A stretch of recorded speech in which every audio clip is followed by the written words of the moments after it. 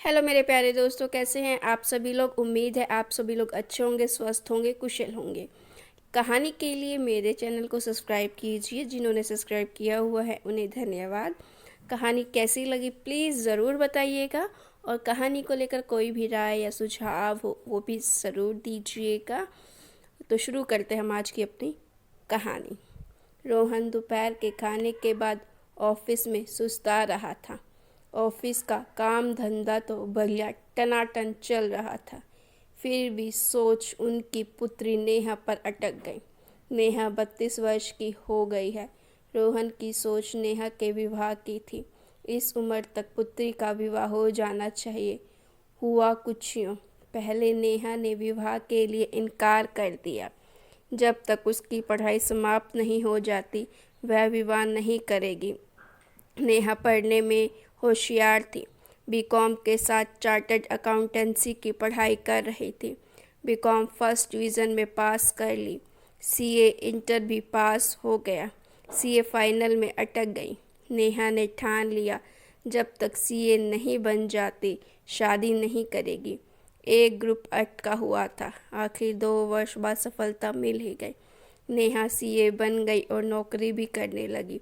रोहन ने पत्नी रिया के माध्यम से नेहा से कहना आरंभ कर दिया, विवाह कर ले। नेहा ने अपने पसंद से विवाह की बात की।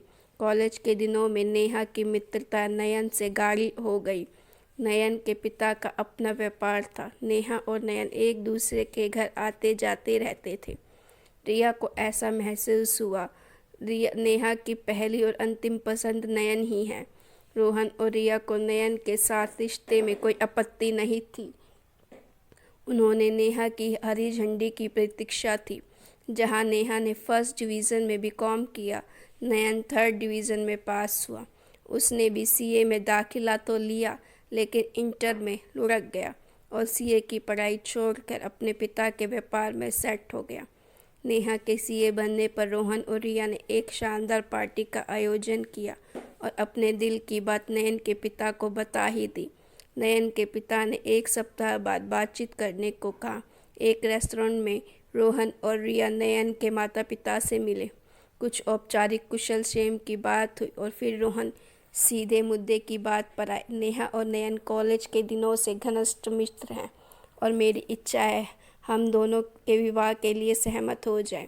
नयन के माता पिता का जवाब सुनकर रोहन का माथा घूम गया। माना दोनों बहुत वर्षों से दोस्त हैं।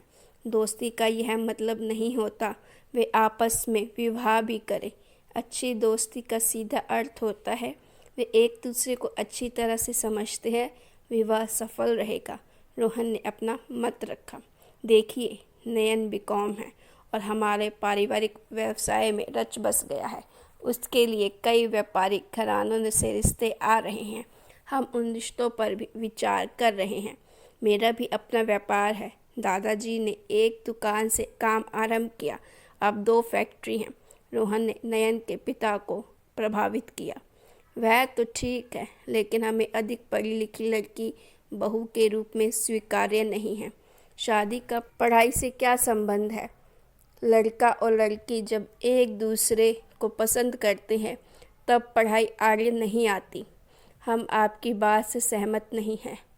आपकी लड़की हमारे लड़के से अधिक पढ़ी है। स्वाभाविक रूप से वह अपनी पढ़ाई का रोब डालकर लड़के से ऊपर रहेगी। नयन कुंठा में नहीं जीना चाहता। हमें सिर्फ बीकॉम पास लड़की ही चाहिए जो नयन की बराबरी करे, लेकिन ऊपर रहने का रोब न डाले। नयन के पिता ने 2 टूक कह दिया। रोहन ने बात संभालने का प्रयास किया। नेहा और नयन एक साथ घूम फिर रहे हैं। दोनों खुश हैं। मुझे तो कभी एहसास नहीं हुआ नेहा को अपने सीए होने का घमंड हो या नयन को कभी ताना मारा हो। जब अच्छे मित्र पति पत्नी बनते हैं तब उनका प्यार और निखरता है। नेहा सीए है, उसकी पढ़ाई आपके काम आएगी। उसके ज्ञान और टैक्स की जानकारी से आपको फ़ायदा होगा, आपके व्यापार को फ़ायदा होगा। फिर तो हमारे ऊपर भी रोब डालेगी। हमें कुछ नहीं आता, सब ज्ञान उसी को है। हम जिस सीए से काम कराते हैं वह हमें सलाम मारता है और झुक कर काम करता है। उसको मालूम है अधिक बोला तो किसी और सीए से काम करवा लेंगे। अगर नेहा ने हमारा काम संभाला तब वह बहू नहीं हमारा बाप बन जाएगी, जो हमें नहीं चाहते। रोहन नयन के पिता के तर्क सुनकर चुप हो गया। उसने कभी सोचा नहीं था आज के आधुनिक युग में भी पुराने सोच के लोग जी रहे हैं। नेहा और नयन अच्छे मित्र तो थे, लेकिन पति पत्नी नहीं बन सके। जो सपने सजोए थे उन्होंने धाराशाही हो गए। कुछ दिनों बाद नयन की शादी का समाचार मिला। एक बार फिर रिया ने बात छेड़ी, तेरी कोई पसंद हो तो बता, कोई ऑफिस सहपाठी या फिर कोई मित्र। नेहा ने कुछ समय मांगा। अभी नौकरी बदलनी है, कुछ समय बाद सोचेगी। लड़की सीए है, अच्छी नौकरी है, सैलरी बढ़िया है। रिश्तेदारों ने भी अपने लड़कों के लिए रिश्ते भेजने बंद नहीं किए थे।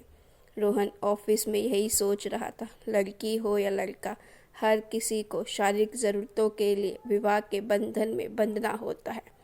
कुदरत के नियम पर समाज ने अपनी मोहर लगाई है। नयन की शादी हो गई। नेहा को कुछ सोचना चाहिए। जब उसे खुली छूट दी है, जिस लड़के को पसंद करेगी उसी से विवाह कर देंगे। इसी उधेड़-बुन में रिया को फ़ोन लगाया। मैं आज रात फाइनल बात करती हूँ। आज भी मेरे पास 2 रिश्ते आए हैं, क्या जवाब दूँ? कब तक मना करती रहूँ? एक समय बाद तो रिश्ते आने भी बंद हो जाएंगे। रात को नेहा ने कह दिया, नयन के बाद कोई लड़का उसके जीवन में नहीं है। आपके सुझाए लड़के पर वह विचार करेगी। रोहन और रिया को इस जवाब पर प्रसन्नता हुई। आए रिश्ते पर चर्चा होने लगी। कुछ लड़कों ने नेहा की 32 वर्ष उम्र देखते ही पीछे हट गए। हमें अपने से बड़ी उम्र की लड़की नहीं चाहिए। बिरादरी के होली मिलन पर रोहन, रिया और नेहा हंस मिलकर सभी से बात कर रहे थे। कुछ आंखें संभवित बहू और वर की तलाश में थी और रिया अपने को खूब मेंटेन कर रखा है। सुकन्या ने हाय हेलो करते हुए पूछा, थैंक यू, और बता क्या चल रहा है? इससे तो मिलवा। नेहा को देखकर पूछा, अब वर्षों बाद मिल रही है, भूल गई क्या? मेरा एक ही तो बच्चा है। नेहा, हाउ स्वीट, बड़ी प्यारी बच्ची है। शादी का कोई इरादा है क्या? सीए बन गई है, गुरुग्राम में नौकरी कर रही है, कोई लड़का हो तो बताना। रिया ने सुकन्या के कान में बात डाल दी।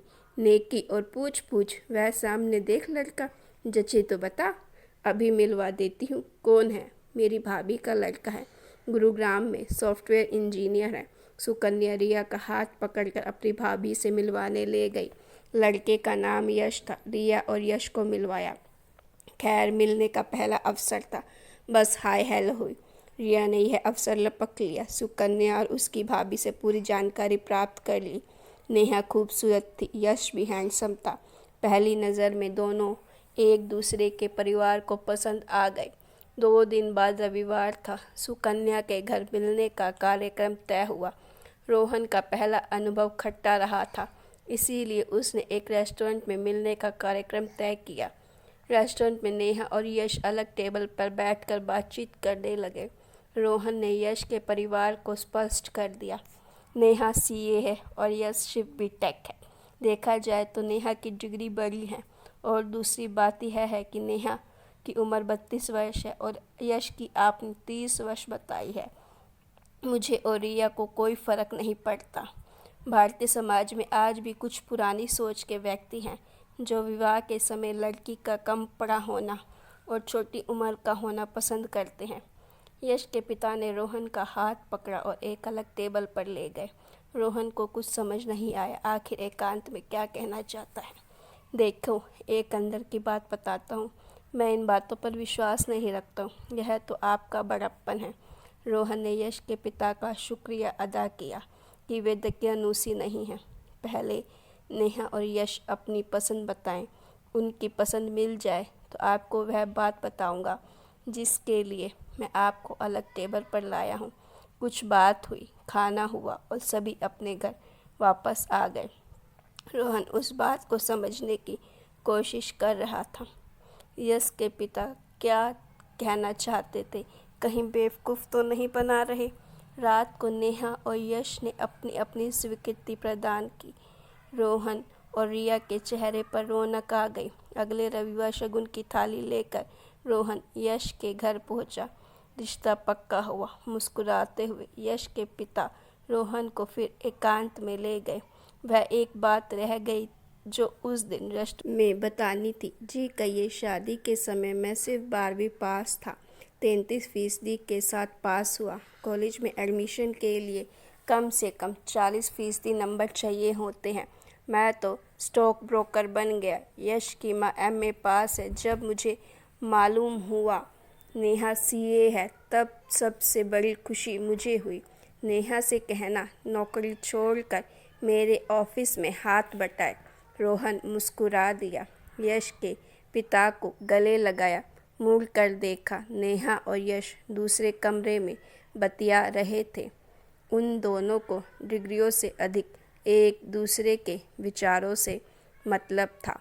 तो गाइस, आपको ये स्टोरी कैसी लगी? अगर आपको ये स्टोरी अच्छी लगी है तो प्लीज़ ज़रूर लाइक कीजिएगा और मुझे अपनी राय बताइएगा कि लड़कियों को इतना पढ़ा लिखा होना गलत है